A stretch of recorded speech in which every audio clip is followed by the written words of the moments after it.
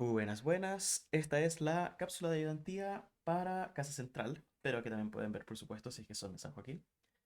Y la idea de esto es programar, es meter mano para empezar a usar Visual Studio Code, ¿cierto? Programar en C++, y para que empecemos a estar más cómodos, no solo con la teoría de la materia, pero también con programar. En general, yo encuentro que programar todas estas cosas es la mejor forma de aprender. Y y lamento, bueno, la falta de ayudantía hasta ahora. Hemos tenido un lío inmenso con las salas, al menos en Casa Central. Y de hecho aún no tenemos. Aún se está gestionando eso porque algún tema de que se pidieron muchas y después dirección de estudios como que no le gustó y se confundieron y se las dieron a otro ramo. Entonces, etcétera. Yo creo que la próxima semana ya vamos a tener ayudantía. Pero por ahora tenemos esta cápsula. Entonces, ¿qué voy a hacer en esta cápsula? Bueno, voy a programar algunos ejercicios y la idea es que sea complementaria a la otra cápsula. Entonces voy a tratar de no repetir nada de lo que hicieron, lo que hizo el chico de San Joaquín. Entonces, ¿qué es lo primero que vamos a hacer? Vamos a abrir nuestra distribución de Linux que tenemos en el Windows Subsystem for Linux. Sí, Windows Subsystem for Linux. Y yo sé que instalar esto es un tedio y es nefasto y es horrible. Y cuesta mucho y se tienen que meter como a la BIOS a veces y es todo muy difícil. Pero la gracia que tiene es que una vez que lo hacen van a tener Windows y van a tener una distribución pequeña de Linux adentro de Windows y es muy fácil, es muy práctico. Y la verdad es que yo siento que es mil veces mejor que todas las alternativas. Hay gente que hace dual boot, que por ejemplo tiene Linux en, y que no usa la mitad de la memoria de su PC para Linux y la otra mitad para Windows, por ejemplo. Pero eso hace que tengan la mitad de la memoria en cada caso. O también hay gente que se cambia completamente a Linux, pero entonces hay algunas cosas que uno no puede usar porque son solo de Windows, cosas así. Entonces esto yo siento que es lo mejor. Y por supuesto, cualquier duda que tengan de instalación, todo, las pueden hacer en el Discord. Ya creo que ya se resolvió alguna duda sobre el Hyper-V y la virtualización y algunas cosas así. Entonces, ahora partiendo con la cápsula en sí.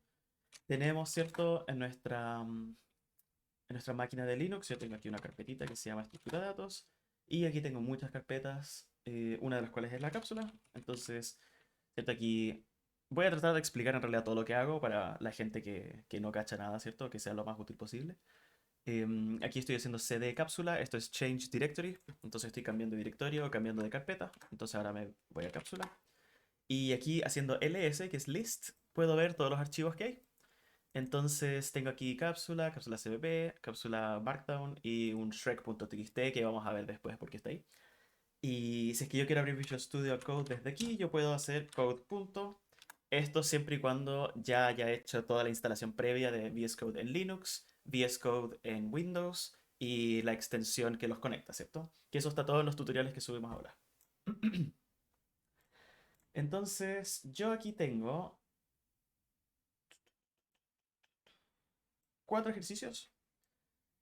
La idea es que no se repitan con San Joaquín y que tengan las materias un poquito distintas. Entonces vamos a simplemente partir con el primero. El primero es programar una función que retorne verdadero cuando un string ingresado sea un palíndromo y falso cuando no lo sea. Ahora, un palíndromo sabemos, este es un ejercicio muy clásico. Un palíndromo sabemos que es un string que se lee igual de derecha a izquierda que de izquierda a derecha. Y aquí voy a partir desde cero.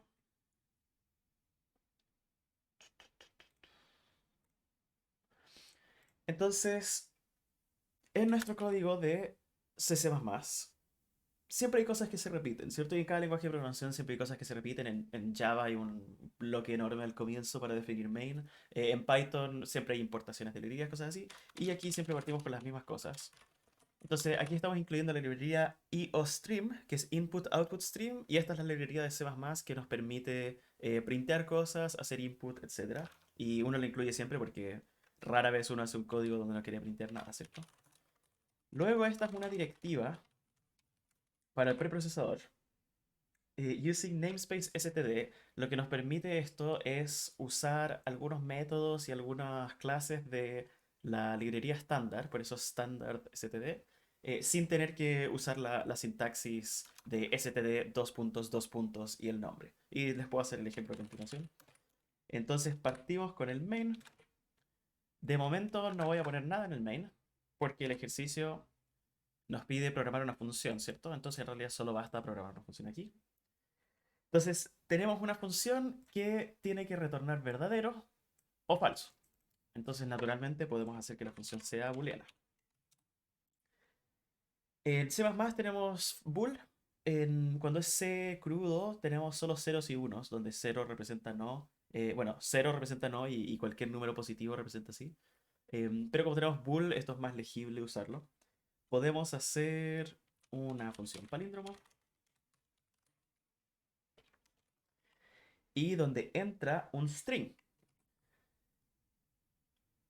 Ahora, para manipular strings, si lo hacemos solo en C, entonces lo que tendríamos normalmente sería un arreglo de caracteres, por ejemplo, ¿cierto? Donde nuestro arreglo sería como H, O, L, A, etcétera, ¿cierto? Pero ya que estamos con C++ y en realidad en este curso usamos principalmente C, pero algunas cositas de C++ para hacernos la vida más fácil, podemos incluir la librería de strings.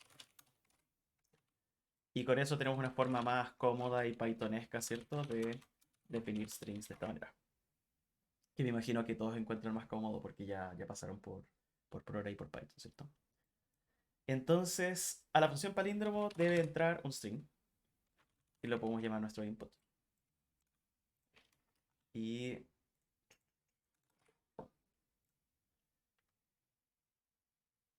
y tenemos que revisar si es un palíndromo o no. Entonces, bueno, yo normalmente cuando hago las ayudantías trato de que sea todo lo más colaborativo posible, pero aquí solo en realidad no, cierto, como no tengo feedback, tengo que avanzar todo yo nomás. Em, lo que sí les recomendaría, está bien claramente demostrado, de que si es que ustedes hacen los ejercicios solos, ¿cierto? Sin ninguna ayuda de ningún lado, primero, entonces lo van a aprender mucho mejor que si es que ven a alguien programarlo. Entonces yo recomendaría que hagan los ejercicios, ignoren toda esta cápsula y traten de hacerlos todos y pasen un buen rato haciéndolo, no sé, como máximo 20 minutos en cada ejercicio, entonces ahí sí la pueden sufrir y les puede costar. Y busquen en internet, busquen código, busquen cómo se hace esto, cómo revisarse con palíndromo, todas estas cosas. Fallen y después recupérense y traten y traten. Y una vez que hayan hecho todos los ejercicios, entonces vuelvan y pueden ir saltándose la ayudantía, o sea, esta cápsula súper rapidito y viendo si es que lo hicieron bien, ¿cierto? En realidad, eh, si es que solo me ven programarlo, tengo que dar el disclaimer de que probablemente aprendan a reconocer cuando un código es correcto, pero después en la prueba les cueste mucho escribirlo ustedes mismos. Entonces esa es mi recomendación. Aquí lo pueden pausar, hacer los ejercicios y yo voy a continuar. Entonces, si queremos revisar si el número, si un string es palíndromo, lo que tenemos que hacer es recorrerlo. Y hay formas elegantes de hacerlo, hay formas más óptimas que otras, pero lo vamos a hacer de la forma más simple. Entonces vamos a recorrerlo de atrás hacia adelante y de adelante hacia atrás al mismo tiempo. Y vamos a ir revisando si es que los caracteres tienen algún conflicto. Entonces, por ejemplo, si yo escribo hola, la idea es partir aquí y aquí y comparar. Entonces, si es que el primer carácter es distinto que el segundo, inmediatamente sabemos que no es palíndromo, ¿cierto? En cambio, el otro como eh, ala, ¿cierto? Entonces, si es que comparamos el primero con el segundo, nos va a dar que son iguales y después tendríamos que avanzar este hacia el frente, avanzar este hacia atrás y de hecho una vez que chocan, como están en los dos en el mismo índice, podemos saber como, ah, ya, aquí ya estamos listos, sabemos que todos los que hemos revisado hasta ahora son iguales, entonces sí es un palíndromo. Entonces voy a definir un ciclo for que va a ir desde el cero hasta el largo del string. Ahora, en C conseguir el largo del string es más difícil, en realidad se tiene que pasar a la función, pero aquí podemos usar simplemente input length, donde input es nuestro string, y vamos avanzando hacia el frente. Luego, lo que queremos hacer es preguntarnos si es que el carácter iésimo de input, que comienza siendo 0, es igual al carácter menos i décimo, ¿cierto? En Python simplemente pondríamos menos i, sería fantástico, aquí no lo podemos hacer, porque simplemente el C++ no tiene esa funcionalidad, pero lo que podemos hacer es tomar el largo y restarle. De esta manera, vamos a partir con i igual a 0 y este igual a n, ¿cierto? Porque va a ser n menos 0. Y después este va a ser 1 y este va a ser n menos 1, etcétera. Ahora, si es que se cumple esto, entonces tenemos que seguir, ¿cierto? Pero la forma más razonable de hacer esto, yo diría, es justamente hacer lo contrario. Es decir, si es que son distintos, entonces tenemos que decir inmediatamente retornamos falso. O falso así. ¿Cierto? Con esto vamos a iterar sobre todo el string. Pero sería interesante detenernos en la mitad, porque si no ya estamos iterando de más, ¿cierto? Si tenemos una palabra, no es necesario que un índice vaya así y el otro vaya así. Solo es necesario de que lleguen a la mitad. Entonces, ¿qué podemos hacer? Podemos hacer una condición si es que i es mayor o igual que el length menos i. Entonces, break. ¿Qué significa break en este contexto? Significa sal del for. Y aquí me faltó ciertos paréntesis. Ahora, yo como digo, hay muchas formas de hacer esta revisión. Lo que podríamos hacer también es modificar la condición de ruptura del for aquí, hacer que solo itere hasta la mitad del arreglo. Podríamos hacer que, bueno, revise cuando sea mayor o cuando que sea al revés, ¿cierto? De que sea menor el de la derecha. Pero esto va a funcionar, probablemente, ¿cierto? Uno no sabe hasta que lo corre. Entonces aquí estamos iterando, estamos revisando si es que se pasan los valores. Entonces si es que partimos con 0 y con 5, por ejemplo, luego va a ser 1, 4, luego va a ser 2, 3, luego va a ser 3, 2. Y cuando sea 3, 2 va a decir, ah, ya me pasé, entonces ya revisé todo lo que tengo que revisar y vamos a salir. ¿Y qué tenemos que hacer al final? Si es que llegamos hasta aquí abajo, significa que en ningún momento el carácter correspondiente fue distinto que el otro. Entonces podemos retornar verdadero. Y ahora que nos queda, testear el código. Entonces podemos hacer un string que sea primero hola. Y vamos a imprimir palíndromo de hola. Entonces cuando testeamos nuestro código, lo importante siempre es saber qué es lo que esperamos ver, porque si no uno se puede confundir, ¿cierto? Entonces nosotros esperamos de que ya que hola no es un palíndromo, esto retorne falso. Entonces veamos. Dice 0. Y este es un temita de la librería esta de IOStream para printar booleanos. Entonces, nuevamente es como si bien en C++ tenemos true y false, en realidad por debajo eso se trata como 0 y 1. Entonces podemos hacer el caso alternativo de que printemos, este llamémoslo variable en realidad nomás, y printemos ABA. Y aquí par. Y si corremos esto, nuevamente 0. Entonces, aquí parece que hay algo malo con el código. Momento de debuguear. Entonces, ¿qué podemos hacer? Vayamos viendo un ruteo de nuestro código, ¿cierto? Entonces tenemos va. Empezamos con i en 0 y dijimos si es que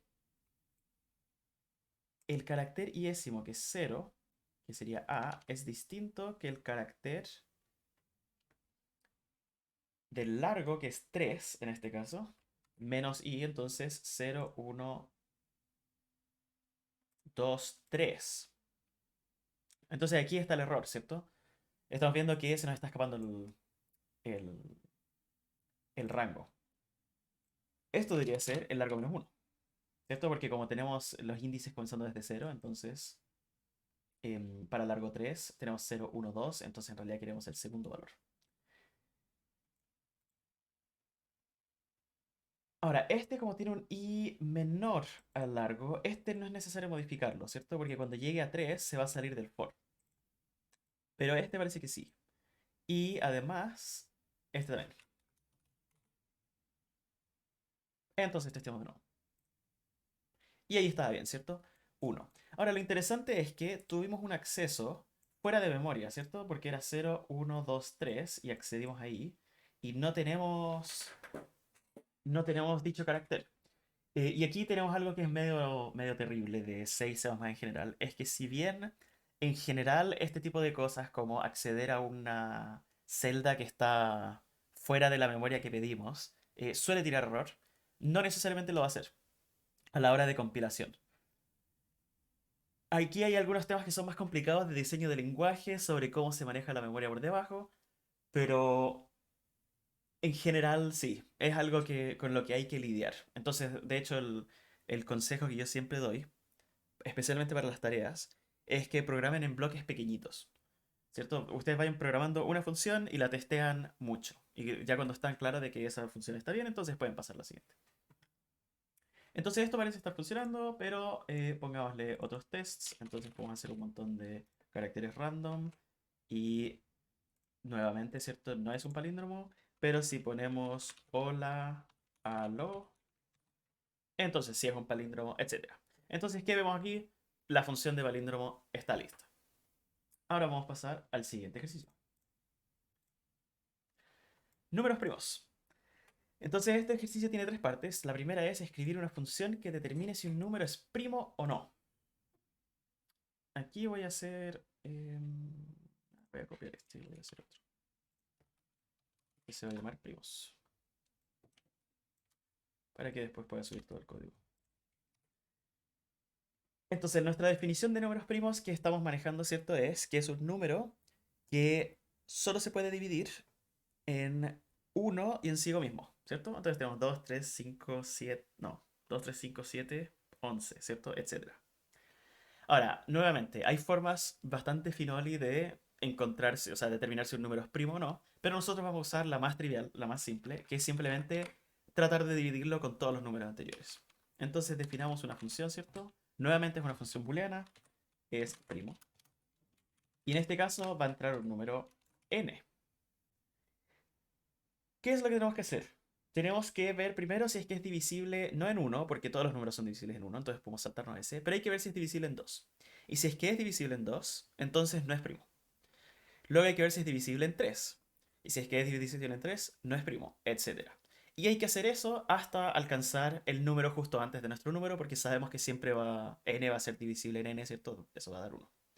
Entonces, si se lo imaginan, la estructura del código va a ser muy parecida a la anterior. Tenemos nuevamente un ciclo for. Desde 0 hasta n, y eso es n no incluido. ¿Y qué hacemos? Si es que, aquí la duda, y esto es algo así que se vio en la otra cápsula, ¿cómo podemos saber si es que una división es perfecta en C++? Entonces, una forma de hacerlo sería dividirlo y ver si hay un resto, pero otra forma de hacerlo, que es más directa, es usar el operador módulo, ¿cierto? Bueno, este i, ¿cierto? Claramente debería no partir en cero porque ahí módulo cero como que las cosas explotan, ¿cierto? Pero deberíamos partir en 2 y hacemos n módulo i. ¿Y qué va a ser el módulo? Por ejemplo, si tenemos 17 módulo 4, lo que va a hacer es 17 dividido en 4, pero lo que va a retornar es el resto. Entonces 17 dividido en 4 es 4 y nos sobró 1, entonces esto va a retornar 1. Y esto es muy útil porque sabemos que si es que retorna 0, como por ejemplo es el caso con 16, entonces sabemos que la división es perfecta. O por ejemplo con 20 o con 24, etc. Entonces con esto podemos revisar si la división es perfecta. Si es que esto es distinto de 0. Eh, un poquito de esto más ordenadito. Si es que esto es distinto de 0, entonces tenemos que retornar que no es primo. ¿Cierto? Porque 3 módulo 2 No, es exactamente al revés, ¿cierto? Es si es que da 0, porque es divisible. Bueno, espero que se hayan dado cuenta que les haya hecho ruido, ¿cierto? Entonces, hacemos el módulo, revisamos si es que es igual a 0, y eso lo tenemos que hacer para todos los números hasta nuestro número. Aquí podríamos hacer casos particulares, ¿cierto? Previos al 2. Entonces, una idea sería, podemos hacer si es que n es 0, entonces inmediatamente retornamos falso, ¿cierto? Porque sabemos que 0 no es primo. Podríamos hacer lo mismo con 1, pero si se fijan, no es necesario porque tenemos, comenzando con 2 y la condición es si es que i es menor que n. Entonces, si es que entra un valor 0, esta condición inmediatamente no se va a cumplir y vamos a salir del for al tiro. Así que en realidad no es necesario hacer casos base en este caso. ¿Qué pasa? Iteramos por sobre, o sea, por todos los números hasta llegar a n, y si es que nunca se cumple esto, entonces simplemente asumimos de que ups, esto es verdadero. Y sabemos que es primo. Entonces podemos ahora probar nuestro código, hagamos primo de 17. Entonces pensemos primero, esto debería dar verdadero, entonces debería imprimir 1. Aquí está. Después podemos imprimir primo de 20. 0. Está funcionando bien. La continuación de esto es, luego, escribir una función que acepte un arreglo de enteros y retorne la cantidad de números primos que contiene. Entonces, si se fijan, podemos usar nuestro código previo para hacer esto más fácilmente. Es una función que acepte un arreglo de enteros y retorne la cantidad de números primos que contiene. Entonces hagamos otra función, llamémoslo cuántos primos, y fíjense que esta tiene que retornar un int, ¿cierto? Porque retorna una cantidad. Y aquí va a entrar un arreglo de enteros. Ahora, yo no estoy seguro si es que ya vieron las nomenclaturas de arreglos de memoria dinámica, de punteros y todo eso. Pero yo sí lo voy a trabajar en la ayudantía, o sea, en esta cápsula. Y si es que hay alguna duda, por supuesto, la pueden hacer al Discord. Yo igual voy explicando cada cosa. Entonces, estamos retornando un número entero, que por ejemplo va a ser 7, si es que hay 7 números en el arreglo, que sean primos. Y está entrando un puntero entero. Y ahora, ¿cuál es la lógica del puntero entero? Es que nosotros, cuando tenemos memoria, si es que tenemos un arreglo de enteros, en realidad eso no es más que n direcciones de memoria contiguas, entonces que va una después de la otra, donde tenemos un puntero al primer elemento. Entonces, esta es la forma de pasar un arreglo como parámetro. Ahora, si bien esto, no sé, uno se esperaría como vimos al comienzo del ramo, ¿cierto? De que sería así, ¿cierto? Y que tenemos 1, 2, 3, 4, 5. Y que después yo quisiese poder imprimir números así. Tenemos la definición equivalente, ¿cierto? Que es esta. Donde después, obvio, habría que rellenar esto con los 5 valores aquí, con un ciclo for. La única diferencia entre estas dos es que esto es en memoria estática y esto es en memoria dinámica. Y vamos a ver un ejercicio a continuación donde la diferencia ahí es importante. Pero la gracia es que esta forma de acceder a los valores funciona con esta definición como también funciona con esta definición. ¿Cierto? Porque al final esto es lo que se llama azúcar sintáctica para... eh, de hecho creo que es... Aquí ya estoy chamullando, ¿cierto? Lo estoy haciendo de memoria, pero creo que es esto. Que es la dirección de memoria más 3 celdas. Entonces sería 1, 2, 3. Entonces la tercera. Y después es el valor que está almacenado ahí. Toda esa sintaxis de punteros, yo creo que en la ayudantía, en la primera ayudantía presencial, lo voy a pasar porque sí es algo importante y definitivamente es muy confuso al comienzo. Pero después se hace más intuitivo. Entonces, entra este arreglo de enteros. ¿Y qué es lo que tenemos que hacer? Bueno, hay que recorrer el arreglo. Primero podemos definir un contador que parta en 0. Y ahora podemos hacer nuestro clásico. Una línea de código que uno termina escribiendo un millón de veces. Ahora, interesante de que nosotros no podemos simplemente consultar el largo del arreglo, ¿cierto? Entonces no existe un método que sea array length. simplemente porque esto no es una clase de C++ tan compleja, tan establecida. Esto de hecho es C directo, es muy livianito. Entonces no tiene un montón de implementaciones alrededor que nos permitan manipularlo. Entonces, si es que estuviésemos programando en C crudo, lo que tendríamos que hacer es esto, que es entretenido, eh, pero es confuso, ¿cierto? Que es pedir el tamaño de un int. No, perdón, al revés. Pedir el tamaño del arreglo y dividirlo. Pues así no es la división, así. Dividirlo en el tamaño de un int. Entonces, la lógica de eso es si es que nuestro arreglo tiene 8 enteros. Entonces, el tamaño de esto va a ser 8 por 32. Porque 32 bits es el tamaño de un int. Y después, al dividir en int, va a ser dividido en 32. Y esto nos va a dar 8. Entonces, así sabemos que son 8 valores. Pero, más fácil que eso, es simplemente asumir de que se nos va a entregar el largo, ¿cierto? Y para que no estemos lidiando con esas cosas. Ahora, si es que quieren saber más sobre esto, lo pueden buscar en internet, es cómo obtener el largo de un arreglo en C. Entonces simplemente vamos a asumir de que nos lo dan. Y más. Y ahora, ¿qué estamos haciendo? Estamos iterando sobre el arreglo, entonces podemos decir si es que la celda iésima del arreglo es igual. No, ¿qué estoy haciendo? Debo decir, este día mi programación no está de lo más finoli. Lo que queremos preguntar es si es que es primo, ¿cierto? Si es que es primo la celda iésima del arreglo. Y si es que eso se cumple, entonces lo que queremos hacer es sumarle 1 al contador. ¿Cierto? Que estamos contando la cantidad de números primos. Si es que no se cumple, da lo mismo, pasamos al siguiente número. Entonces, ¿qué hacemos al final? Retornamos el contador. Testemos a ver si funciona esto. Entonces, en nuestro main podemos hacer un arreglo con 5 valores. Luego hagamos un for que sea el de siempre, ¿cierto? Hasta 5 y más. Y hagamos que la celda iésima contenga el valor i más 1, ¿cierto? Entonces tenemos los números del 1 al 5.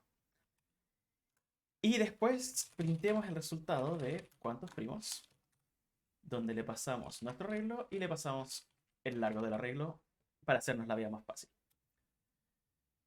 Y démosle. 4.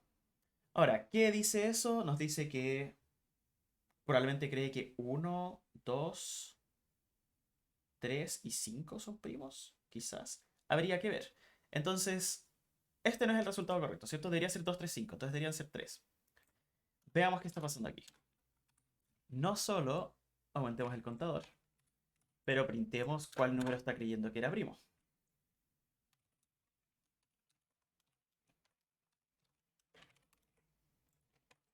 El correr eso vemos, claro, está pensando que 1, 2, 3, 5 son primos. Entonces aquí, efectivamente, sí había un error con el código inicial de primo. Y eso demuestra que no lo testé lo suficiente, ¿cierto? Debía haberlo testeado para el valor 0 y 1 también.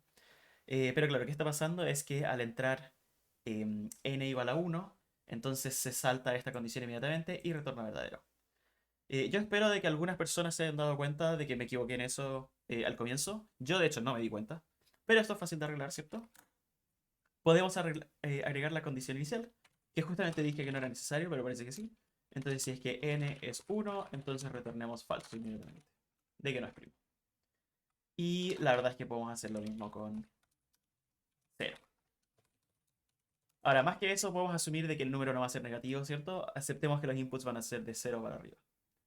Y ahí tenemos el primo arreglado. Entonces ahora nuestra función de cuántos primos dice correctamente 2, 3, 5 y son 3 al final. Entonces con eso tenemos nuestra función lista de contar números primos. ¿Qué más? La tercera pregunta. ¿Cómo modificamos la función anterior para que retorne un arreglo de los primos encontrados?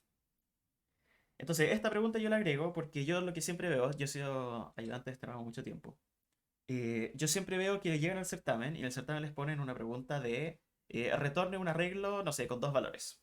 Y la gente queda plop, porque en todos los ejercicios que he hecho nunca he retornado un arreglo. Entonces, primero, queremos modificar bueno, palíndromo no. Queremos modificar esta función, ¿cierto? Y queremos modificarla para que ahora retorne un arreglo. Entonces, una cosa que yo veo a veces es que la gente dice, bueno, tengo que definir un arreglo y lo definen con algunos valores inicialmente y después piensan, ya, después puedo retornar el arreglo. Entonces, esto tiene múltiples errores. Claro que cuando lo hacen en papel, no saben porque el papel no les alega, ¿cierto? El primer error es que estamos tratando de, o sea, estamos diciendo que vamos a retornar un entero, pero después estamos retornando un arreglo. Entonces esto en realidad debería ser un arreglo de enteros. Y ahora ese error se va. Pero aquí hay un error mucho más escondido y mucho más peligroso, que es que nosotros estamos definiendo aquí un arreglo de memoria estática. Y el scope de este arreglo es esta función. Entonces, ¿qué pasa? Nosotros cuando definimos este arreglo y después retornamos, una vez que volvamos al main, la memoria de este arreglo se va a liberar y ya no vamos a tener acceso a ella. Entonces podemos hacer un test chiquitito, solo para ilustrar eso. Si yo hago una función que retorna un arreglo, y lo único que hace, ¿cierto? Es decir, arreglo 3 es 1, 2, 3, y retorna el arreglo. Esto de hecho lo voy a dejar, sí, lo voy a guardar. ¿Qué pasa si yo imprimo el resultado del return array? En teoría esto es un arreglo, entonces yo debería poder retornar el primer elemento del arreglo. Pero ¿qué pasa? Segmentation fault. Y segmentation fault es el gran clásico error de memoria que siempre van a ver en C++. ¿Y qué nos dice? Nos dice de que accedimos a un segmento de memoria que no pedimos. Y simplemente qué está pasando aquí es de que inicialmente habíamos pedido esto, pero una vez que nos salimos de la función, esa memoria se liberó, entonces ya no tenemos acceso a ella. Entonces es incorrecto acceder a esa celda. ¿Cuál es la solución para esto? La solución es usar un arreglo dinámico, que es un arreglo en memoria dinámica. Y es la sintaxis que les mostré recién. Entonces ahora estamos definiendo un puntero arreglo. Y lo definimos de esta manera. Y lo llenamos de valores, ¿cierto? Bueno, podemos hacerlo más, ya que son tan pocos. Podemos hacer arreglo 0 es igual a 6, ¿cierto? Los valores de la celda 1 y 2 por ahora no quedan definidos, pero ya que no las voy a printar no debería haber problema. Y si vemos, eso printea 6 exitosamente.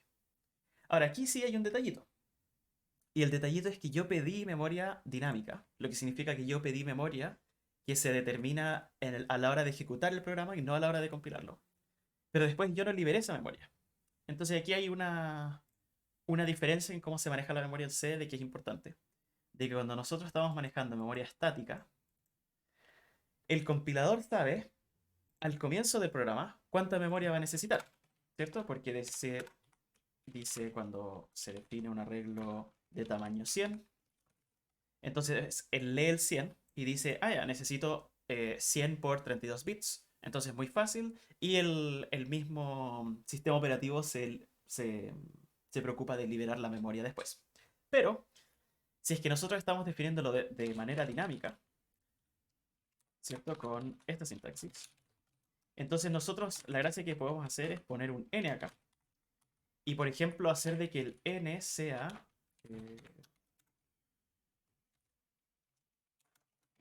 así, ¿cierto?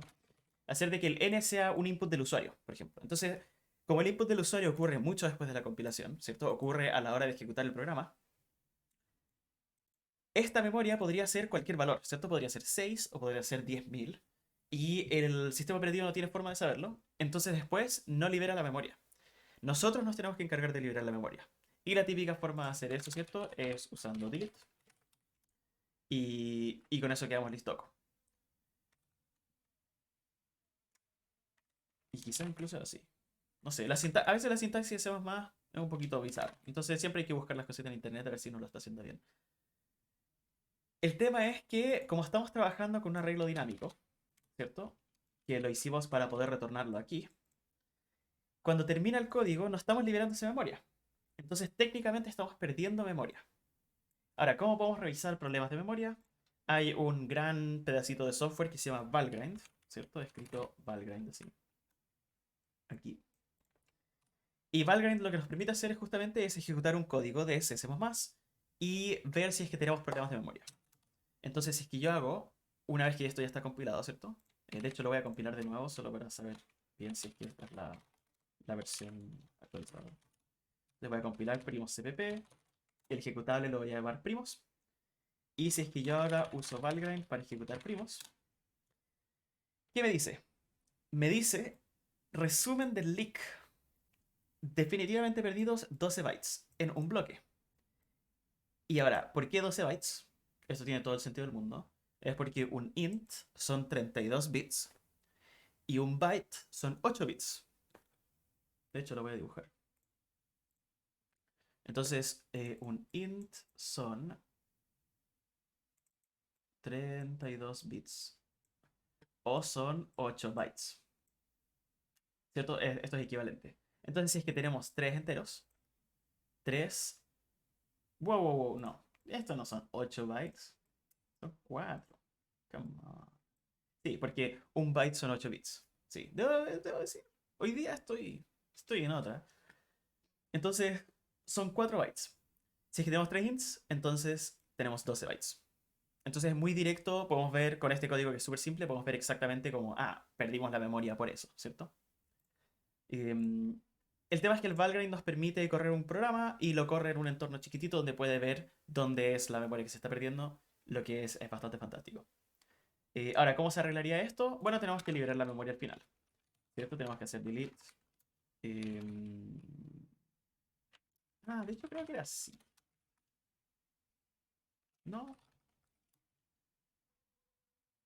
Ah, ya, esta memoria de hecho queda, como está el código así mismo, no queda recuperable, ¿cierto? Porque este resultado se pierde al éter una vez que termina de ejecutarse este cout. Entonces en realidad lo que tenemos que hacer es decir que nuestro arreglo va a ser return array corchete 0. No, así nomás, este es nuestro arreglo, quedó listo. Después podemos hacer frente a nuestro arreglo y de esta forma, como aún tenemos esta referencia a esa dirección de memoria, entonces ahora sí podemos hacer delete arreglo. Y creo que era así, porque así no me está alegando, sí. Y compilámoslo de nuevo. G++, primos, cpp, no, primos. Y vemos que no hay ningún problema de memoria ahora, ¿cierto? Porque se liberó. Ahora, esto es importante, liberar memoria siempre se hace al final, ¿cierto? De todo el programa. Porque si lo hacemos aquí, por ejemplo, ¿qué pasa? Pedimos la memoria, le asignamos el valor, liberamos la memoria y retornamos un puntero que no apunta a nada. Y creo que esto va a explotar de nuevo, ¿cierto? Podemos revisar si lo corremos de nuevo. Claro, tiene un valor basura de memoria porque estamos accediendo a esto que ya se fue liberado. Entonces ahí como interludio de manejo de memoria que les puede servir. Todo eso para finalmente hacer la modificación a este cuantos primos, ¿cierto? Entonces, si es que queremos retornar ahora, retornar los primos encontrados, ¿qué podemos hacer? Bueno, imaginemos que tenemos un arreglo de largo 10 y de que adentro van a haber 3 primos. Entonces podríamos definir un arreglo de largo 3 y después ir ingresando los primos a medida que los encontramos. Pero el problema con eso es que no sabemos a priori cuántos primos van a haber.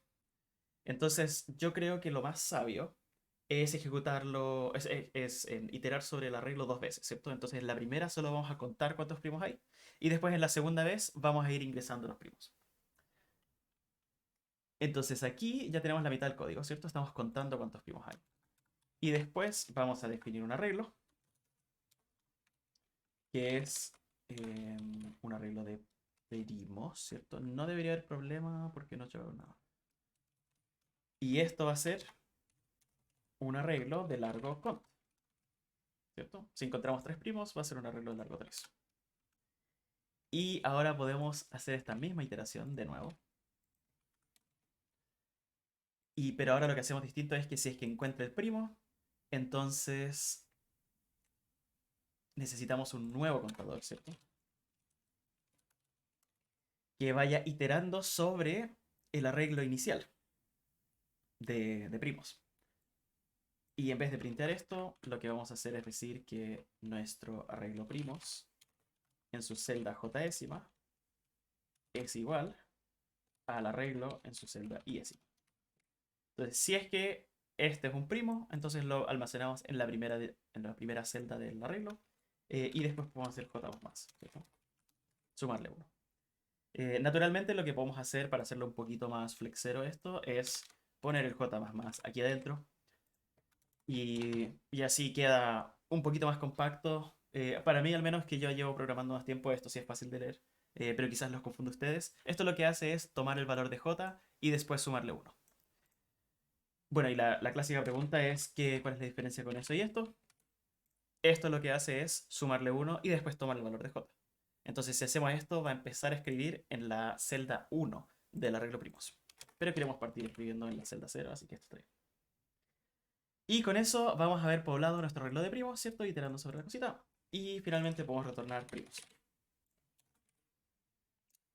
Entonces, si se fijan, las modificaciones que tuvimos que hacer para retornar un arreglo fueron: 1, modificar la firma, de tal manera de decirle vamos a retornar un arreglo. Después fue definir un arreglo adentro y después retornarlo. Y muy importante, este arreglo tiene que ser de memoria dinámica, porque si es de memoria estática se va a perder. Espero de que el nivel de detalle de las explicaciones no sea demasiado. Bueno, yo creo que si alguien se aburre y lo encuentra muy fácil, eso sería ideal. Pero la idea de esto está enfocado a hacerlo más útil, especialmente como no hemos tenido nada de programación aún. De que sea lo más paso a paso posible, y estoy tratando de explicar todos los detallitos que se me ocurre que les podría confundir. Entonces ahora tenemos que testearlo. Podemos hacer nuestro arreglo de números. Ah, justamente esto. Ah, pero perdí mi. Sí, lo había copiado y pegado, pero bueno. Nuestro arreglo, digamos, de 10. Y hagamos así mismo. Más. Y que nuestro arreglo iésimo sea i más 1, ¿cierto? Entonces tenemos los números del 1 al 10. Entonces los primos aquí serían el 2, el 3, el 5 y el 7. Entonces esperamos que nos retornen esos números, ¿cierto? Y aquí podemos hacer... bueno, de hecho hagámoslo más ordenadito. Entonces arreglo 2 va a ser el resultado de ¿cuántos primos? ¿A cuántos primos entra el arreglo y su largo? Entonces entra nuestro arreglo y entra el largo 10. Y esto lo que está retornando, ¿cierto? Es nuestro arreglo de primos. Entonces ahí tenemos en arreglo 2 nuestro arreglo de primos. Lo podemos llamar primos para que sea más claro. Y después de aquí hay que iterar sobre nuestro arreglo de primos. Interesante, ¿cierto? Es que aquí no sabemos cuál es el largo de nuestro arreglo de primos. Nuevamente. Entonces en C, cuando ustedes programan C crudo, aquí hay muchas prácticas de... en general, uno siempre retorna, por ejemplo, un arreglo con su largo. Y uno siempre en las funciones acepta el arreglo y su largo. Esta vez solo lo voy a hacer, voy a asumir de que sabemos cuántos son, para no complicarnos. Sabemos que son 4, ¿cierto? Después vamos a testear qué pasa si le cambio eso. Y vamos a printear primos y décimo. Entonces esperamos ver 2, 3, 5, 7. ¿Qué pasó? Imprimió 2, 3, 5, 7 dos veces, lo que es inesperado. ¿Cuántos prints tenemos aquí? Aquí tenemos otro print, ¿cierto? Probablemente era por eso. Veamos de nuevo. Sí, eso era. Entonces tenemos 2, 3, 5, 7. Esto funcionó bien. Ahora, ¿qué pasa si es que yo aquí le pongo 6, ¿cierto? Si predigo mal cuántos van a ser. Entonces estaría accediendo a la 6ª celda del arreglo primos. Y esa no existe. Entonces hay dos posibilidades. O me va a tirar un error de memoria, o va a tirar un error basura, ¿cierto? Podría tirar 0 potencialmente. Y ahí está, ¿cierto? Entonces, aquí hay un temita de manejo de memoria, ¿cierto? Si bien estamos accediendo a una celda que está después de nuestro arreglo, y en teoría esto debería explotar. No explota, ¿por qué? Porque la manera de que funciona la memoria por debajo en C no es tan transparente.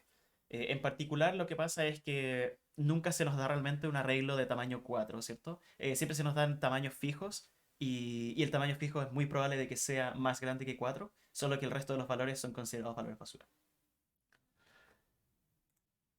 Y sí, entonces ahí tenemos la segunda.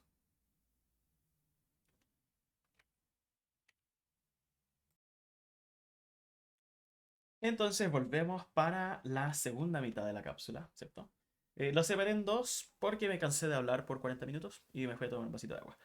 Entonces, ahora vamos con memoria dinámica y punteros, y que es algo que ya hemos trabajado un poquito antes. La primera pregunta es: ¿cómo se almacenan los elementos de un arreglo de memoria? Ver archivo arreglos.cpp.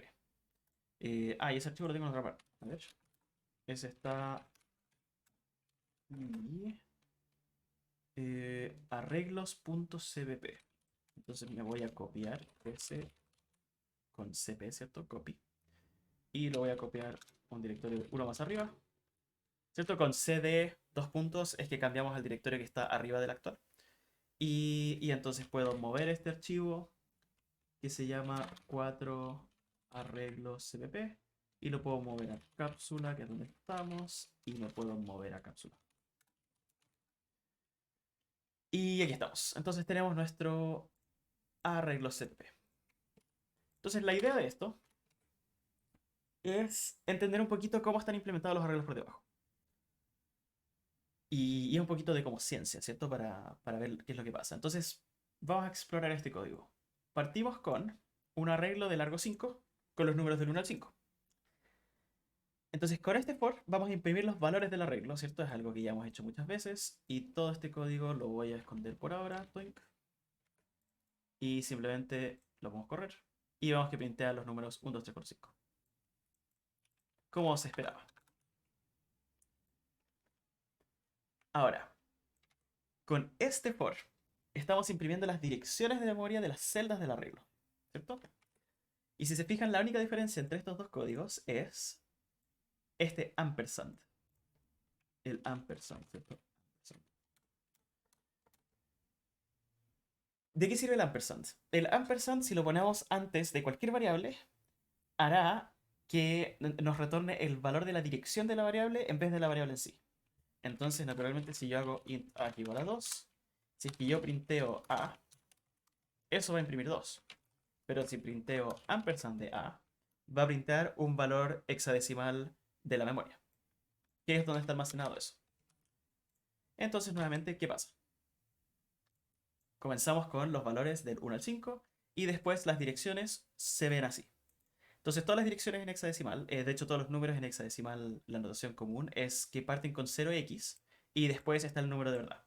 Entonces, el 0x solo indica esto es hexadecimal, así que siempre lo pueden ignorar. Este es el número: 7FF918FC9A0.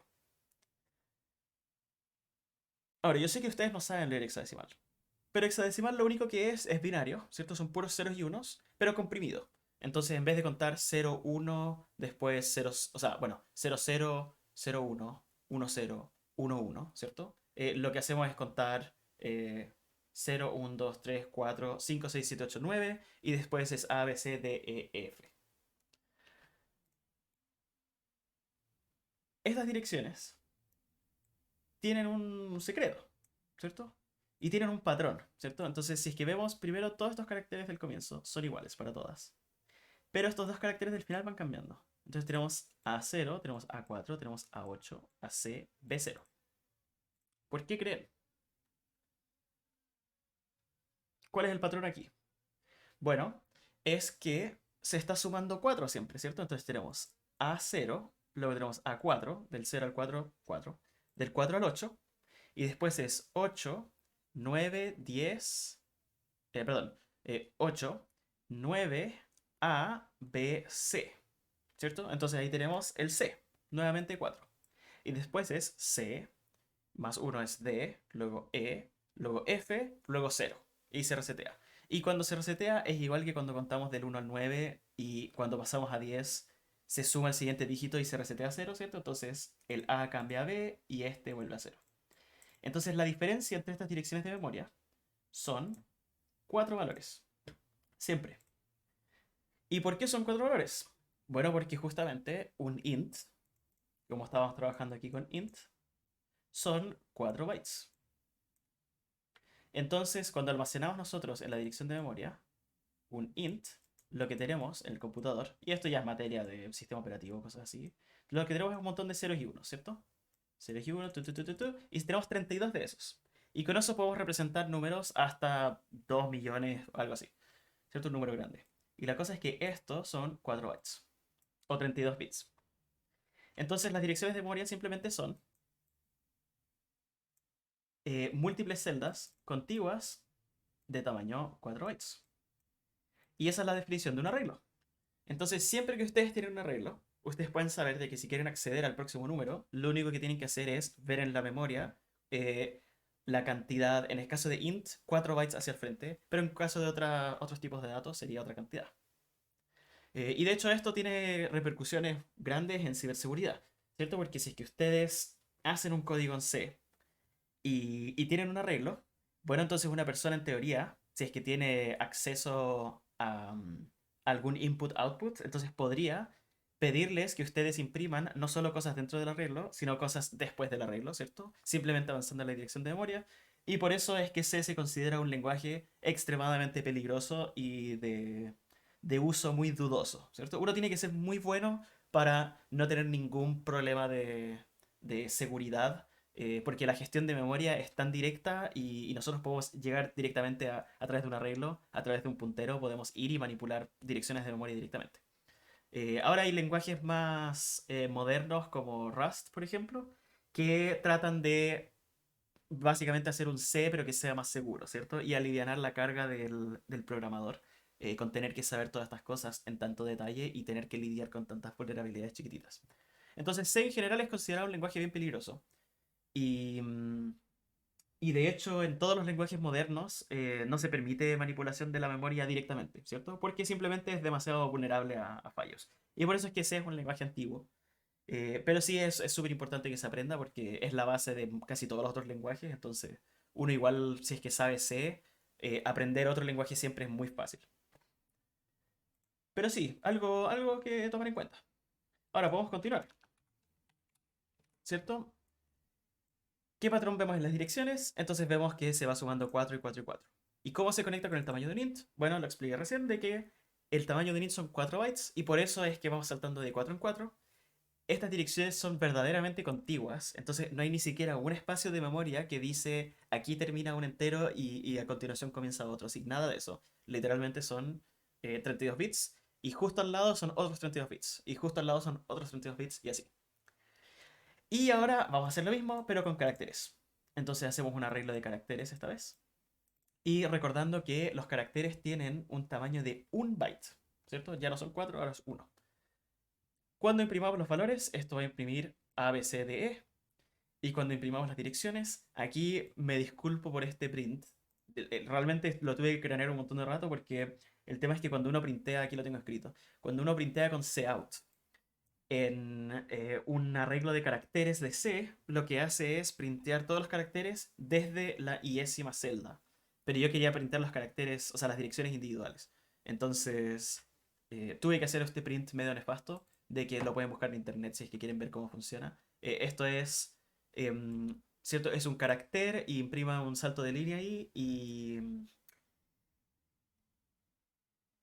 el valor este es un printeo formateado, entonces el valor que se inserta aquí, que es de una dirección de memoria hexadecimal, por eso la X, es la dirección de memoria del arreglo en esa celda. Entonces, para ya no complicarse, podemos simplemente correrlo. Y si se fijan las direcciones, por razones de printeos de C, ya no tiene el 0x, ¿cierto? Pero la cosa es que es lo mismo, ¿cierto? Podemos ver que es 03, 04, 05, 06, 07. Ahora, ¿qué pasa si lo corro de nuevo? Cambia, ¿cierto? Y cambia completamente. ¿Por qué cambia completamente? Porque nosotros cada vez que ejecutamos un programa, este se ejecuta, bueno, la memoria relevante del programa se ejecuta en la RAM y una vez que termina el programa, esa memoria se libera y se usa para otras cosas. Entonces nosotros estamos, cada vez que ejecutamos el programa, nos dan un poquito de memoria en la RAM y esas son las direcciones que están escritas acá. Y por eso cambian cada vez. Entonces esa es la ilustración de cómo se almacenan los elementos de un arreglo en memoria. Ahora, escribamos un programa que define un arreglo de largo 10 con valores aleatorios de 1 a 10. Luego vamos a escribir una función remover que acepte el arreglo y un valor y elimine el valor del arreglo usando punteros. Y tras remover el elemento, el resto de los elementos del arreglo deben ser desplazados con tal de que no queden espacios vacíos. Entonces esta pregunta ya es más densa, ¿cierto? Tiene hartas cositas.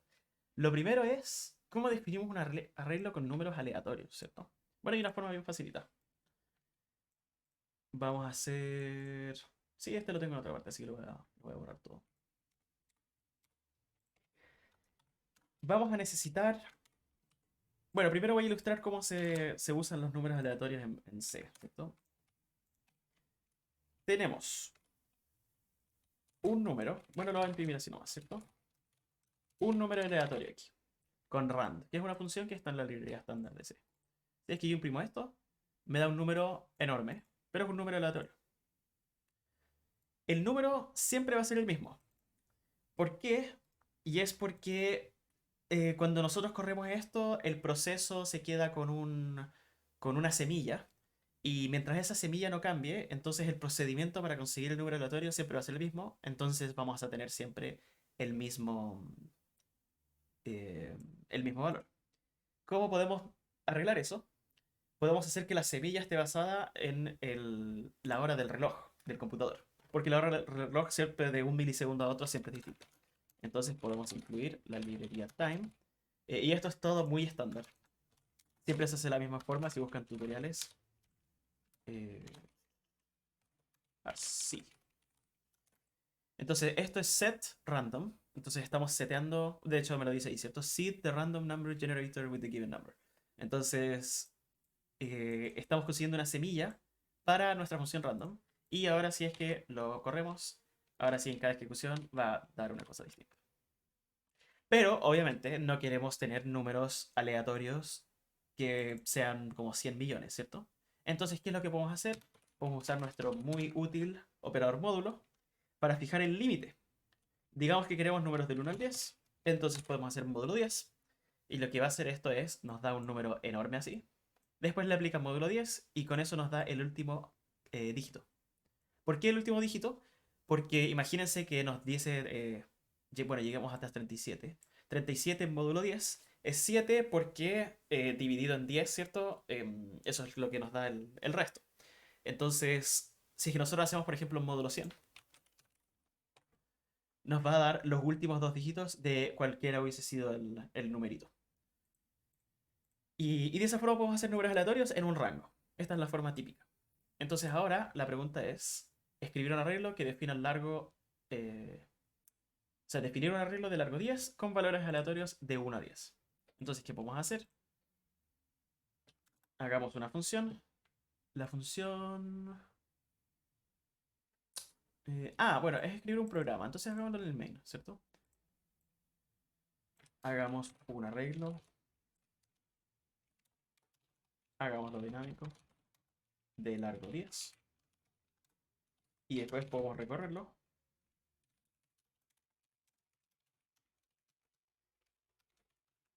Más. Y el arreglo en la celda décima va a ser igual a nuestro random módulo 10. Y esto debería ser 10, ¿cierto?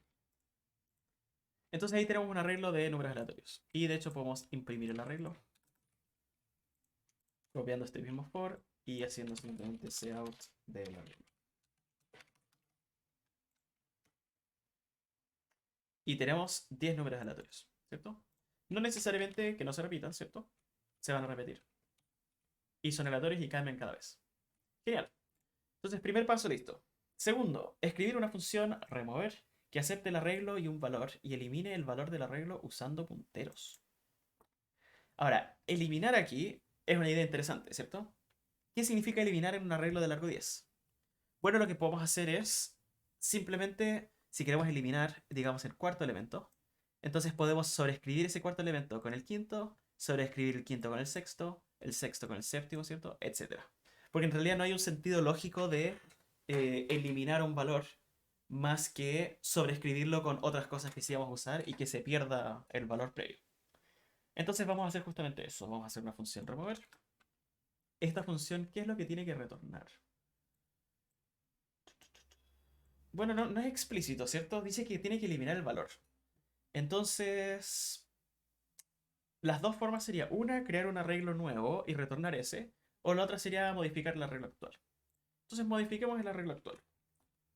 Esto va a retornar nada, ¿cierto? Y se llama remover.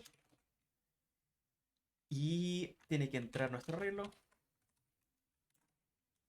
Y luego, la idea es usar un puntero.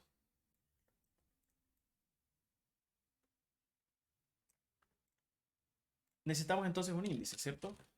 Eh, bueno, ya digamos que se llama, sí, índice de eliminar. Entonces necesitamos un índice de eliminar y lo que vamos a hacer ahora es definir un puntero y que apunte al arreglo. Entonces está apuntando a la primera celda del arreglo. Y lo que tenemos que hacer es desplazarlo hasta el índice. Entonces, si es que el índice fuese 6, tendríamos que desplazarlo 6 veces. Entonces, de hecho, ¿qué es lo que podemos hacer? Es que podemos hacer arreglo más 6. ¿Por qué? Porque esta es una dirección de memoria, ¿cierto? Y si saltamos 6 espacios de tamaño int, entonces vamos a quedar en ese índice. Y después habría que iterar, ¿cierto? Vamos a hacer desde i es igual al índice. Entonces partimos en la celda 6 y vamos hacia la derecha. Mientras i sea menor al largo del arreglo, que me lo voy a pasar de nuevo por parámetro para que sea más fácil esto. Iterando hacia la derecha. Y lo que vamos a hacer es que el arreglo en su celda iésima va a ser igual.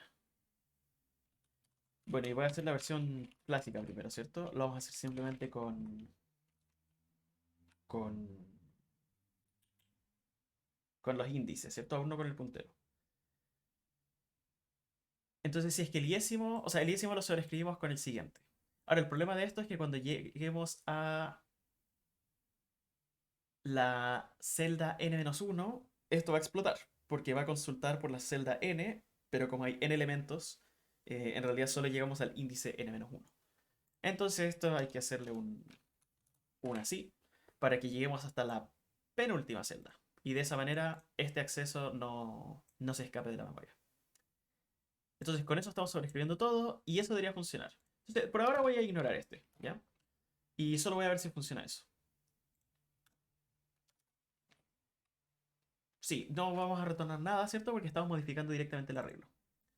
Y aquí algunos ya quizás se percaten si es que va a pasar algo sospechoso o no. Entonces, ya tenemos nuestro arreglo, tenemos el punteo del arreglo. Y aquí entre medio, llamemos a... Bueno, de hecho, printemos... Pongámosle esto que es el print 1. Y lo podemos copiar. Print 2. Agregámosle un así para separarlos y sepamos cuál es cuál. Y aquí vamos a remover. Hay que remover, digamos, el tercer elemento y el largo es 10. Entonces estamos printeando el arreglo, después estamos removiendo el tercer elemento y después estamos printeando el arreglo de nuevo. ¿Qué pasa?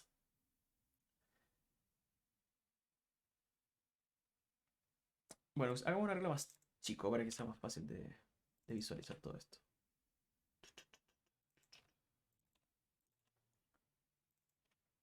Si hubiese sido más sabio, hubiese hecho una variable que sea el largo, ¿cierto?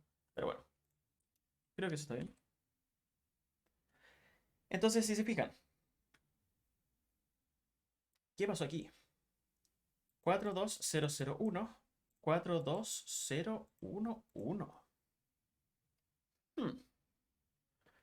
Entonces, ¿qué hicimos? A partir del tercer elemento, que es el 0, 0, 1, 2, 3. Ah, ya, sí. Entonces el tercer elemento lo hizo igual al siguiente. Y claro, me faltó hacer de que el último elemento sea 0, ¿cierto? O de que no se trate. Entonces podemos hacer de que el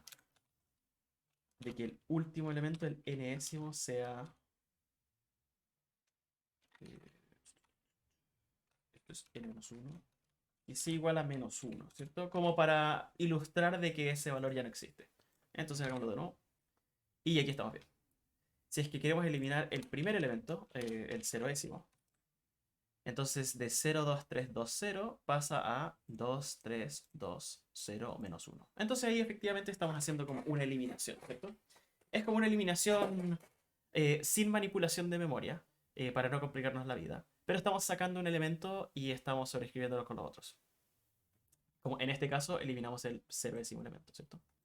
Y como último test, pongamos el primer elemento.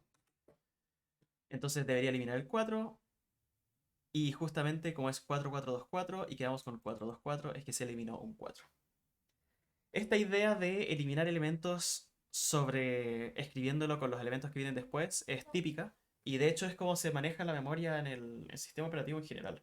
Porque cuando ustedes, por ejemplo, liberan la memoria alguna variable que ustedes tienen, no es que el computador vaya y ponga que todas esas memorias son puros ceros, ¿cierto? Porque en realidad no es necesario. Simplemente dice, esta memoria ya no puede ser accesible, ¿cierto? Y después cuando alguien la pida de nuevo, entonces se sobrescribe con lo que sea. Y estamos listos con eso.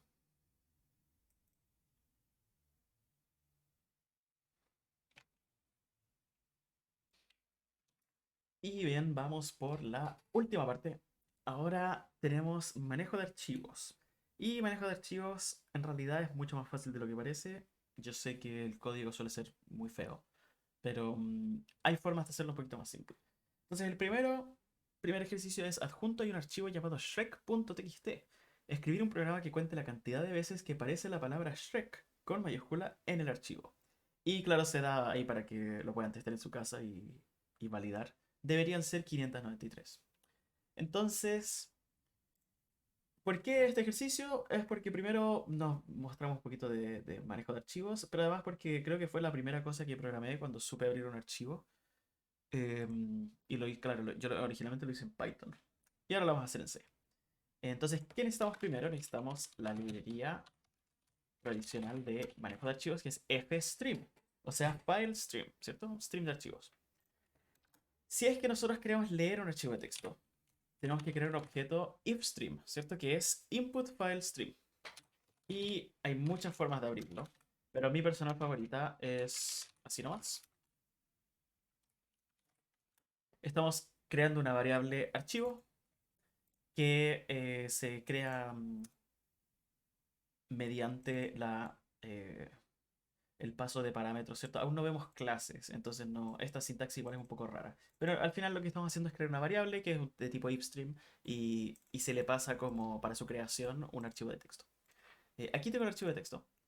Es el script completo de Shrek, pero en inglés. Entonces la pregunta es, ¿cuántas veces aparecerá Shrek? ¿Qué es lo que necesitamos? Bueno, necesitamos iterar sobre el archivo de texto. Pero hay muchas formas de iterar sobre un archivo de texto. Hay una que es línea por línea, que es la clásica de Python, ¿cierto? Que decimos por cada línea en el archivo. Pero el problema de eso es que tenemos que sacar la línea, después tenemos que separarla en múltiples pedacitos o tokens, y después tenemos que tratar con cada token y toda la cosa. Hay una forma muy fácil, el C++, que es simplemente leerlo por elemento, donde cada elemento está separado por espacio. Entonces, por ejemplo, un elemento sería Shrek, el otro sería has, el otro sería build, y así. ¿Cómo hacemos eso?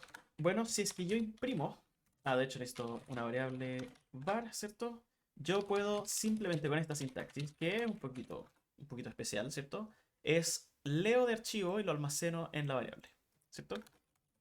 ¿Qué hace eso? De que yo ahora puedo imprimir la variable y imprime el primer elemento de todos, que es d. Si es que yo imprimo de nuevo, bueno, si es que leo de nuevo e imprimo de nuevo, entonces agarro el siguiente elemento. Y de ahí podemos hacer lo siguiente. Podemos hacer mientras yo pueda escribir del archivo a una variable. Y definamos nuestra variable de nuevo. Entonces, por ejemplo, puedo printar la variable. Ahora, si yo ejecuto esto, esto va a imprimirme todo el archivo. A ver, veamos. A ver si no explota mi computador. Sí, lo hizo muy rápido. Entonces, aquí está el final del texto y lo printeó todo línea por línea. O sea, para mí línea por línea, pero fue elemento por elemento, como lo fue leyendo. Entonces, esta es una forma muy, muy cómoda de leer un archivo de C elemento por elemento, que es casi siempre como uno quiere leer un archivo, porque si es que tiene valores o tiene data, ¿cierto? Siempre está separado por algún divisor. Entonces, para esto nos va a servir muy bien. Entonces, como estoy agarrando cada elemento, lo que yo tengo que ver es si es que la palabra Shrek está dentro de mi elemento, ¿cierto? Y que es var. Ahora, esto sería en Python. Sería genial. Lamentablemente, en C no hay forma cómoda, ¿cierto? Uno tiene que importar una librería externa para revisar si un string está dentro de otro. Y en C++, de hecho, hay una forma que la tengo aquí anotada porque es media rara. Y que es de la siguiente manera. Se llama a un método de un string y se le pasa otro string. Entonces, el método se llama find y lo que hace esto es encontrar cuál es eh, la celda o cuál es la posición en el string donde empieza a estar el otro string. Entonces, encuentra el substring, por ejemplo, si tenemos hola y yo le paso el valor OL, ¿cierto? Ese string, entonces va a decir 1, porque H es 0, después 1 es all, o sea, 1 es O, entonces aquí empieza el substring. Y la gracia es que hacemos esto y revisamos si es que es distinto que esta constante, que es npos, que es, aquí de hecho lo dice, un valor retornado por muchas funciones de miembro cuando fallan. Entonces es una forma, yo la encuentro completamente nefasta, pero así es C++ a veces. Lo que estamos haciendo es buscarlo y cuando falla, entonces sabemos que... bueno, cuando no falla, ¿cierto? Aquí la negación. Cuando no falla significa que lo encontramos. Y en realidad no nos importa mucho la posición exacta, en realidad solo queremos saber si es que está o no. Entonces, ¿qué necesitamos hacer? Tenemos que ver si es que en nuestro var está Shrek. Exactamente así. Y tenemos que hacer un contador. Entonces, vamos a hacer contador es igual a 0. Y aquí simplemente hacemos nuestro contador más más. Y al final podemos printar nuestro contador.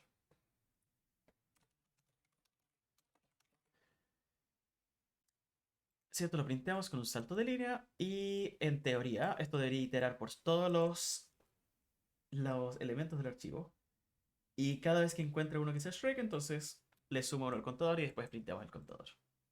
¿Nos dará 593? Sí, muy bien.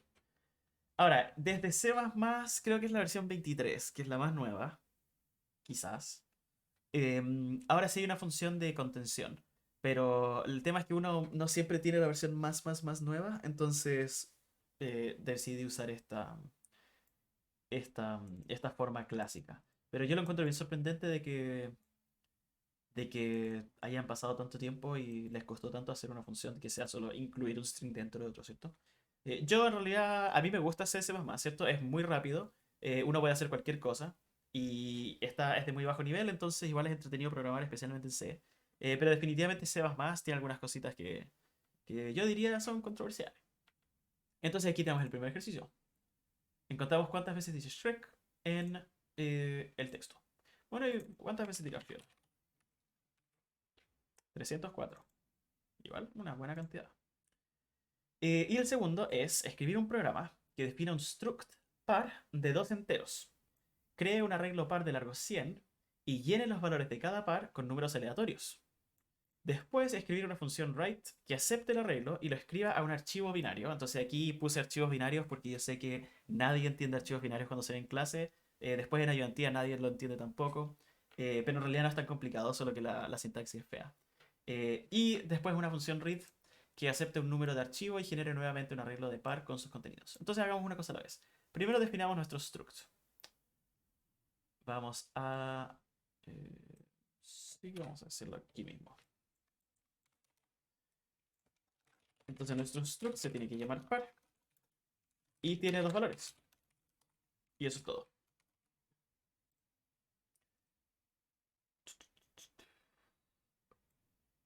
Ahora quiere que cree un arreglo de pares, ¿cierto? De largo 100. Entonces lo podemos hacer de nuevo con memoria dinámica. Podemos decir un puntero a un par.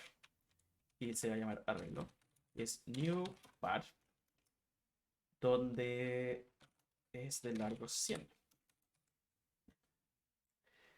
Después, tiene que llenar los valores de cada par con números aleatorios. ¿Cómo le hacía esto, cierto? Tengo que incluir nuestra librería de time.h y aquí vamos a hacer nuestro clasicón. Seteamos la seed y después hacemos para y de 0 a 100. Entonces vamos iterando. Nótese que aquí tenemos pedida la memoria para todos nuestros pares, pero no tienen valores aún. Entonces vamos a ponerle valores. Y vamos a hacer que el arreglo iésimo.x sea igual a un número aleatorio. Dice en qué rango. Digamos que sea números aleatorios de 1 a 10, ¿cierto? Solo para que sea más legible. Hasta 10. Y el arreglo en la celda décima, pero para el valor x, ¿cierto? Es. Ah, sí. Entonces, ¿cómo se lee esto en particular? Esta es una celda del arreglo y dentro de esa celda hay un struct par. Entonces puedo acceder a su elemento x con punto x, ¿cierto? Y con eso deberíamos tener el arreglo. Entonces, podemos testear. De hecho, solo hagamos un print. El arreglo en la celda 7, por ejemplo. Punto x. Y debería ser un número. 2, ¿cierto? Y si lo corro de nuevo. Eso. Hay otro número, ¿cierto? Entonces ahí tenemos todo nuestro arreglo definido con valores aleatorios. Luego escribimos una función write que acepte el arreglo y lo escriba a un archivo binario. Y aquí es la parte que yo quiero entrarle porque es vea nefasta, ¿cierto? Entonces, si queremos crear un archivo binario, ahora estamos creando un archivo, entonces es output filestream, ¿cierto? Archivo. Llamémoslo output.bin. Creo que en las diapositivas de la clase le ponen .dat. Pero la realidad es que incluso se podría llamar output, ¿cierto? Dar es completamente irrelevante. Porque después uno le dice al código cómo leerlo. Y como input-output vamos a pedirle que sea binario. Entonces aquí creamos un archivo y de hecho es como un operador que opera sobre un archivo output bin y opera en binario. Entonces ahora, ¿qué es lo que podemos hacer?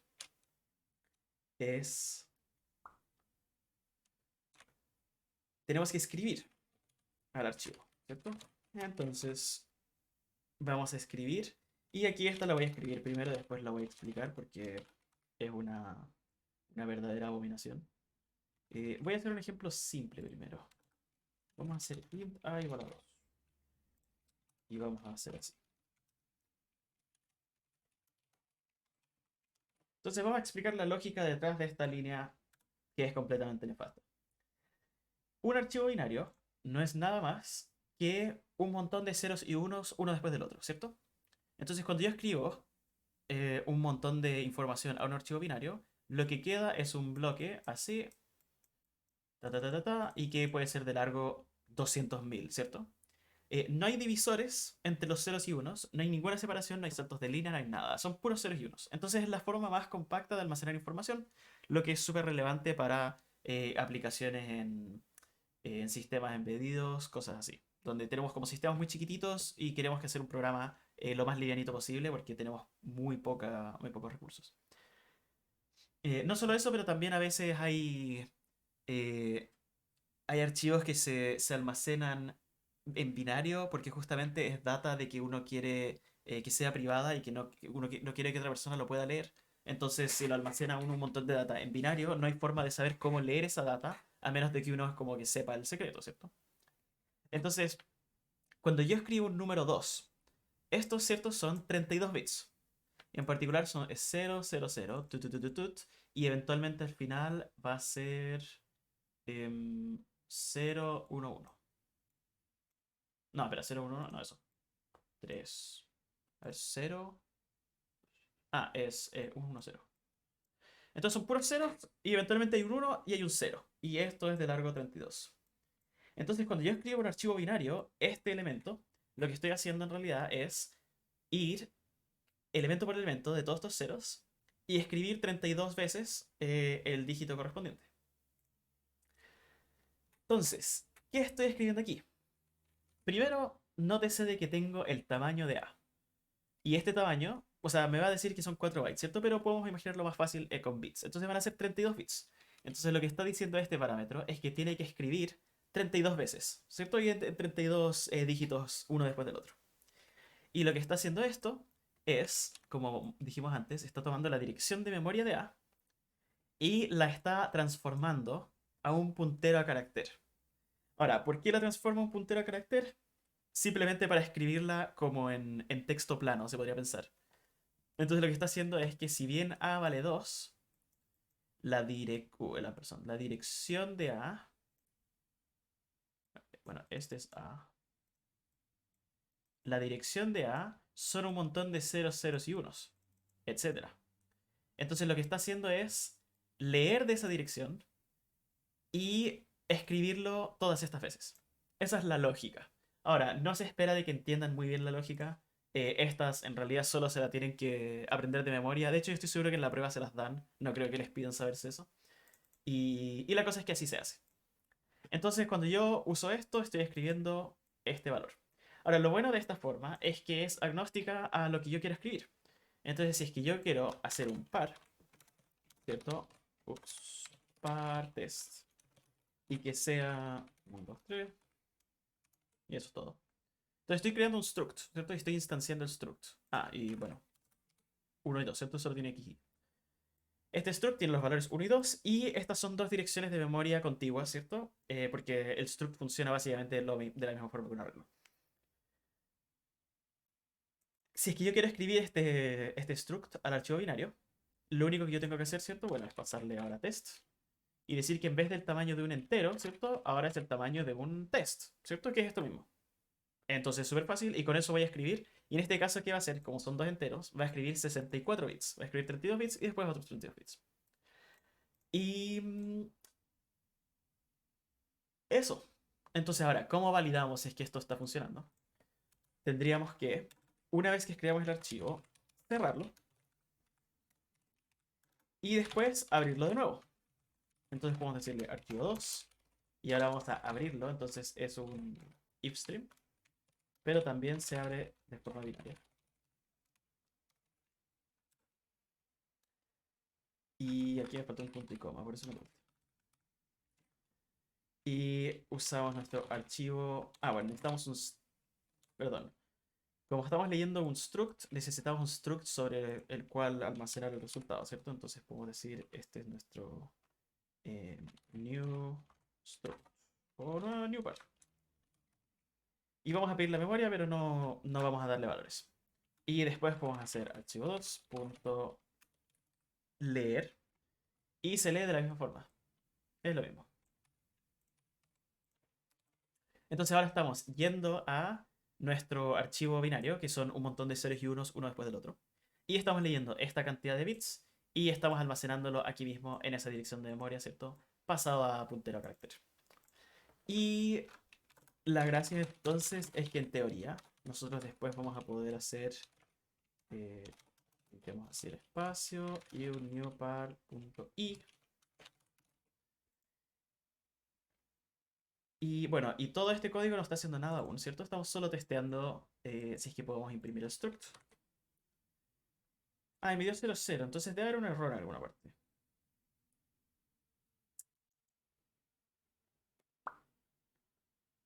¿Cuál será el error? Ah, estoy leyendo y lo estoy escribiendo sobre test. Ups, ¿cierto? Debería ser sobre nuevo par. Y de hecho, da lo mismo, pero para consistencia, esto debería ser nuevo par también. Y ahí estamos. Eso sí. Ya, entonces ahí tenemos. Claramente podemos escribir un archivo binario. De hecho, el archivo binario, de hecho, está.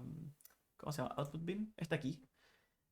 Dice: el archivo no se puede mostrar en el editor de texto, ¿cierto? Porque es binario. Si le decimos que lo abra igual, entonces da esto. No se entiende nada.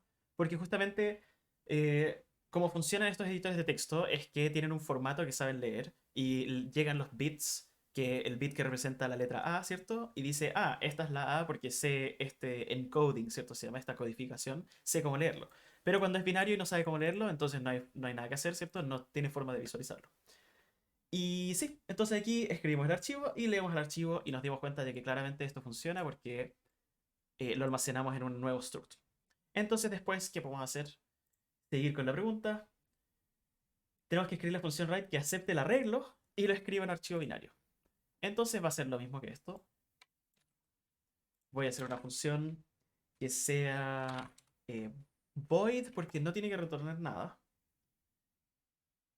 Solo tiene que crear el archivo. Entonces esta función se va a llamar write. Vamos a ver esto por mientras. Lo que entra es un arreglo de pares, ¿cierto? Y no estaría mal que entre el largo también, solo para hacernos la vida más fácil. Aunque, si, como se acuerdan del comienzo de las cápsulas estas, de que podemos sacar el tamaño usando el size of, ¿cierto? Y lo que queremos hacer ahora es escribir todos estos pares. Ahora, tenemos aquí la gracia de que nosotros sabemos de que un arreglo son muchas direcciones de memoria contiguas. Entonces, en realidad no hay que tratar esto como nada más complicado. Podemos simplemente pasarle la dirección del arreglo y decirle de que escriba más. Entonces, que escriba n veces el tamaño de... bueno, podemos pasarle el tamaño de un par, ¿cierto? Para que sea más... no tan confuso con el tema del arreglo. Entonces, ¿qué estamos haciendo? Estamos al output bin, estamos escribiendo, partiendo en esta dirección, ¿cierto? Y estamos avanzando n veces el tamaño de un par. Entonces van a ser 100 en este caso. Y se cierra. Y después lo mismo... Ah, ya, y esa sería la función de escribir. Entonces borremos el output bin y hagamos una función read, perdón. Y el read, esta sí tiene que generar un arreglo par con sus contenidos. Entonces, nuevamente, ¿cómo retornamos un arreglo? Bueno, tenemos par puntero. Y esto toma, podríamos decir que toma el nombre, ¿cierto? El file name. Aunque no es necesario en realidad porque vamos a usar siempre el mismo. Y entonces lee ese nombre de archivo.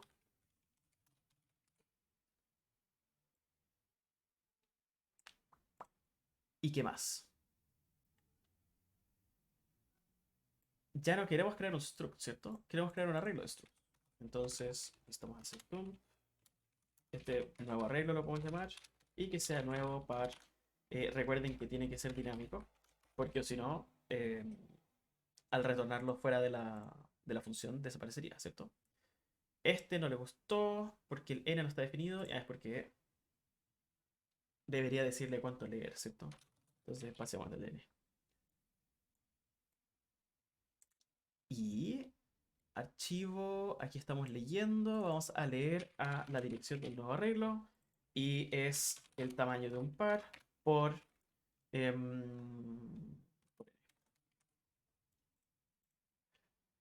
y finalmente tenemos que retornar este nuevo arreglo. Entonces con esto, este acepta un arreglo de pares y lo escribe en archivo. Y después esta función lee un archivo y retorna un arreglo de pares. Entonces estamos haciendo lo mismo que antes para hacer el testeo, pero ahora con un arreglo entero.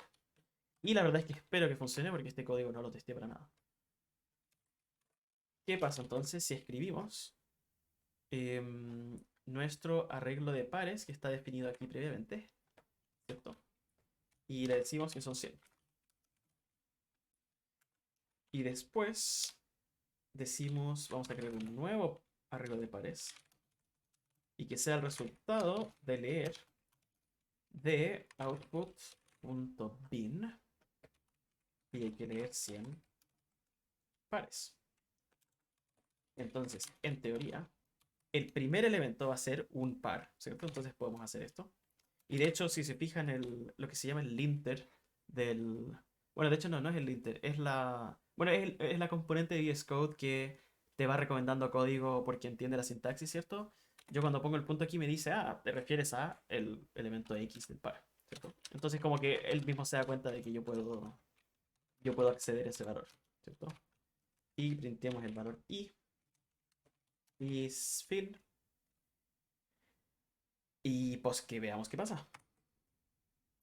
Error de memoria. Entonces, lamentablemente, error de memoria no nos da mucha información, ¿cierto? ¿Qué podría ser?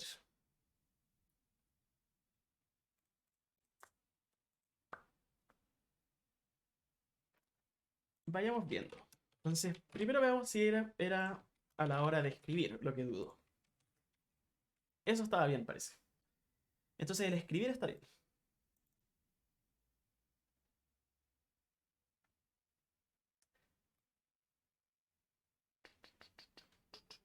Ahora, ¿por qué leer? ¿Será el leer que falla? Tampoco creo. Yo creo que es el print al final. Ah, no, sí es el leer. Entonces, es el leer. Entonces, estamos haciendo un acceso de memoria que no se debería poder hacer.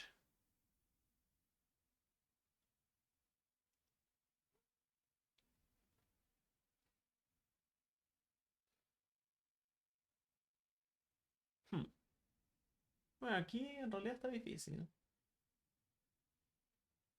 O sea, porque creamos un archivo 2 que es binario.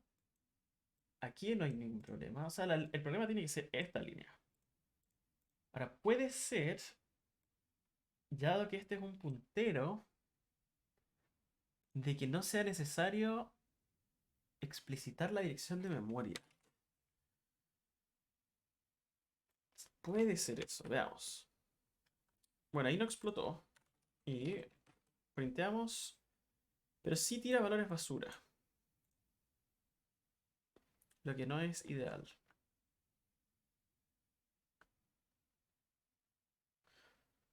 Hmm. Este está curioso, ¿no? Este está curioso. ¿Qué tal si imprimimos aquí? En función. Aquí estamos viendo un poquito de debugueo en tiempo real. Printemos el elemento .x del primero del arreglo dentro de la función. Entonces ahí estamos viendo si es que la memoria efectivamente está funcionando dentro. Y no, ¿cierto? Está leyendo mal. Entonces claramente está leyendo mal.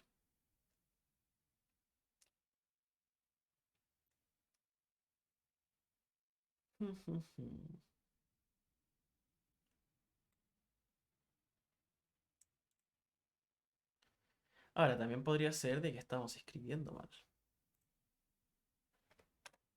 Aquí también le estoy pasando un puntero. El tema es que los punteros ya están tratando con direcciones de memoria, entonces quizás no es necesario pasar la dirección. ¿Será eso realmente? Era eso. Ahora, ese tipo de error es el tipo de cosa que uno preguntaría en el Discord, ¿cierto? Porque eso estuvo bien rebuscado. En general, cuando estamos tratando con direcciones de memoria, con ampersands, con punteros, ¿cierto? Em, pueden haber líos así. Entonces, ¿cuál era el error en particular? Es que yo lo tenía esto de esta manera. Entonces tenía la dirección de memoria del arreglo, pero este arreglo es un puntero. Y los punteros también tienen direcciones de memoria. Entonces ahí estaba escribiendo en la dirección de memoria del puntero, pero no la dirección de memoria a la que apunta el puntero. Si es que eso se entiende. Yo en la próxima ayudantía creo que voy a hacer la repasada de punteros en más detalle, porque yo sé que esto es súper complicado y al comienzo confunde mucho. Pero como vieron, yo que ya he lidiado con estos códigos así por un tiempo, em, como que la intuición dice, ah, debe ser un ampersand en alguna parte, y efectivamente era. Entonces no es necesario el ampersand porque ya estamos pasándole la dirección de memoria porque es un arreglo, ¿cierto? Es un puntero. Y esto ahora funciona. Entonces, claro, le escribimos el arreglo de 100 caracteres y lo imprimimos. Entonces, si queremos validar finalmente, y como última cosita de las cápsulas, estas cápsulas debo decir que se hicieron mucho más largas de lo que pensé. Podemos imprimir 100 elementos y más, y podemos imprimir todos los puntos X, por ejemplo.